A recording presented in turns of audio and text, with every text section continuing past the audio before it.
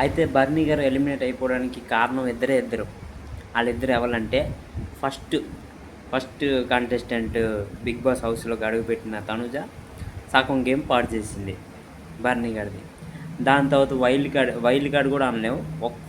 First wild card ఎవరు? దివ్య నిఖిత.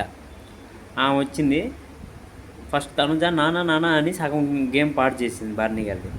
దీని తర్వాత దివ్య వచ్చి అని ఇంక సగం గేమ్ పాడు చేసి మొత్తానికి మొత్తం గేమ్ పాడైపోయింది.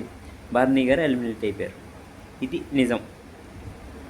మీరేమనుకున్నా ఇదే నిజం. అయితే ఈ ఎలిమినేషన్ ఫెయిర్ ఎలిమినేషనా అన్ఫేర్ ఎలిమినేషనా కింద కామెంట్ చేయండి. నేనైతే ఏమనుకుంటున్నా అంటే ఎక్కడో నాకు అన్ఫేర్ ఎలిమినేషన్ అనిపిస్తుంది. అన్ఫేర్ ఎలిమినేషన్ ఎందుకంటే దివ్య నిఖిత వెళ్ళిపోవాల్సింది.